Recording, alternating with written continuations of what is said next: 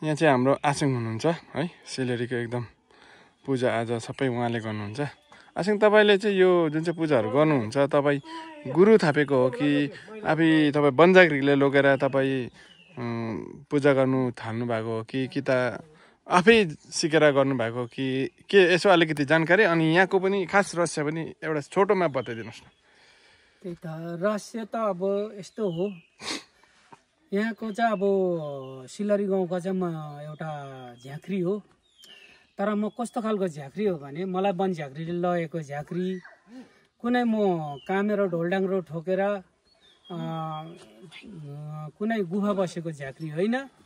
म सिकेर गुरु थापेर जोगी गुरु, लामा गुरु, झाँक्री गुरु, वैदाङ गुरु, सबै साधु गुरु, माता गुरु थापेर म सिकेर म झाँक्री भएको।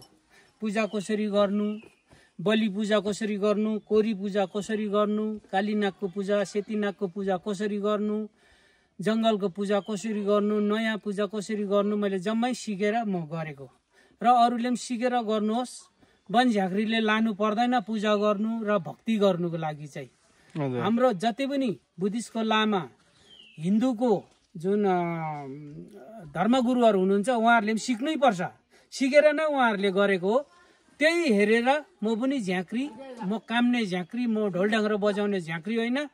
म गुरुमालाहरू लाउँछु, मलाई गुरुले नै दिनुभएको हो। मेरो जिउ बान्नेदेखि आङ बान्नेदेखि मन्त्रहरू पूजा गर्नेहरू मैले सिकेर नै गरेको। म देवी पूजा गर्छु, जङ्गलको पूजा गर्छु, नयाँ पूजा गर्छु, खोलाको पूजा गर्छु, डाँडाको पूजाहरू गर्छु। म घरको पूजा कुलपित्राहरू पनि गर्छु। मेरो जातिको देखि अन्य जातिको म कुल पूजाहरू पनि गर्न सक्छु। अन्त आसिङ तपाईँले यहाँनिर अब तपाईँ त एकदम हामीभन्दा एकदम अब सिनियर्स भन्नु पर्यो, सिनियर्स कति वर्ष भयो र आउँदो मानवहरूलाई अब आउँदो जेनेरेसनहरूलाई के भन्नु चाहनुहुन्छ, कति भयो पूजा गरेको? यहाँ चाहिँ अब पूजा चाहिँ यो 81-82 सालमा यहाँनिर सिएफसी लटहरू खोलेको थियो। त्यहाँनिर नेपालको कुल्लीहरू लिएर यहाँको सरदारहरूले काम लगाएको रहेछ। त्यो कुल्लीहरू मध्येमा एकजना आरावल चाहिँ सुब्बा झाँक्री, एकदम उहाँ चाहिँ वन झाँक्रीले लगेको जस्तै आफै उत्रेको झाँक्री रहेछ, भुइँफुटुवा जस्तो। र उहाँलाई चाहिँ राति 81 जङ्गलको आरा धरानको डेराबाट उडाएर लिएर यो ढुङ्गाबाट त्यो ढुङ्गामा फालाने, त्यो ढुङ्गाबाट तल्लो ढुङ्गामा फालाने छ, तल्लो ढुङ्गाबाट यो तल्लो छ त्यहाँ फालाने अरे, त्यहाँबाट त्यहाँ हाने अरे, यो रुखको टुप्पा टुप्पा पनि फालाने अरे, सबैमा एकदम रुखै रुख फालाने, ढुङ्गै वल्लो ढुङ्गाबाट पल्लो ढुङ्गा, वल्लो रुखबाट पल्लो रुख फाल हानेर रात बिचमा चिच्चाइ कराई गरेर उयो गर्दा अरूले हाइ गुहार गरेर के भयो कसो भयो भन्दाखेरि यहाँनिर यसरी देवी उहाँले उतार्नु भएको रहेछ। र पूजाआजा चाहिँ यहाँ यसरी गर्नु, यहाँ संसारीको, यहाँ देवीको, यहाँ महादेवको, यो यहाँ देवी छ भनेर उहाँले देखाइरहनु भएको रहेछ।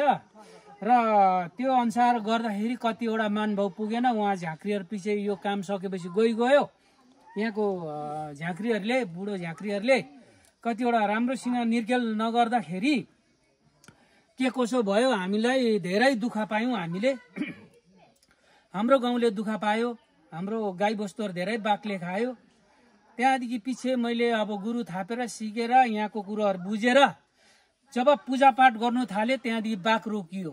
अहिले हाम्रो गाईबस्तु जङ्गलमा बस्छ, हाम्रो केटाकेटी यात्रीहरू सबै जङ्गलमा हिँड्छ। हाम्रो यहाँ बाघ चितुवा बहुत छ तर लाग्दैन, कुनै बिगार छैन, कुनै बिगार छैन। यहाँ देवीले बास गरेको छ, रिसाउनु भएको छैन है, एकदम रिसाउनु भएको छैन। उहाँ खुसी हुनुहुन्छ, कहिले बाघ छोड्नुहुन्न। यहाँ बाघ बगेनी डम्बरुको स्थान छ, त्यहाँ त्यो त मैले हजुर सबै भिडियोमा देखाएको छु। यो चाहिँ लास्टमा अब तपाईँले त्यही त मैले एउटा सानो भिडियो बनाएको, लास्टमा अब यो खास चाहिँ यो देवी थान कसले उतारे त्यही जान्नु थियो, त्यसले गर्दा तपाईँकोबाट सुब्बा झाँक्री उहाँ आरावलले उतार्नु भएको।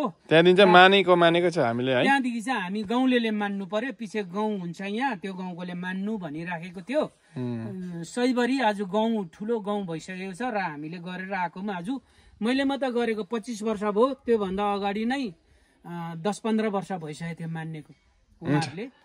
र आजसम्म गरेको छ। अब धेरै यहाँ डेभलप गर्नु छ, यो बाटोघाटोहरू बनाएर अब मानेपछि यहाँ बहुत टाढाको आउँछ। यहाँ सत्य छ, जसलाई दुःख पर्यो, पीर पर्यो, यहाँ आएर यहाँको भगवान्लाई शरण माग्यो भने उहाँले पनि शान्ति पाउनुहुनेछ। हुन्छ, धन्यवाद आचे। हुन्छ अन्त यो सानो भिडियो क्लिप चाहिँ मैले किन बनाएको भन्दाखेरि यो यसको खास कहानी मतलब कसरी देवीथान यहाँ स्टार्ट गर्यो कसरी है त्यो जान्नु थियो। मैले भ्लग त अलरेडी लङ भिडियो आउँछ, यो सर्ट भिडियो हो। त्यो चाहिँ आछङसँग मैले जानकारी लिएको, किनभने अब बुढापाको जान्ने अहिलेसम्म हामीले त केही जान्दैन, उहाँले हामीले जान्नु जरुरी छ, त्यसले गर्दाखेरि चाहिँ जानिरहेको है। अन्त फेरि बाँकी चाहिँ डिटेल्स पूजाहरू गरेको तपाईँहरूले भ्लगमा हेर्नु सक्नुहुनेछ। मेरो भ्लग आउँछ, वेटिङ गर्नुहोस् होला। यो पहिला भिडियो म अपलोड गर्दै तपाईँहरूसँग टाटा, फेरि भेट्छु अर्को भ्लगमा।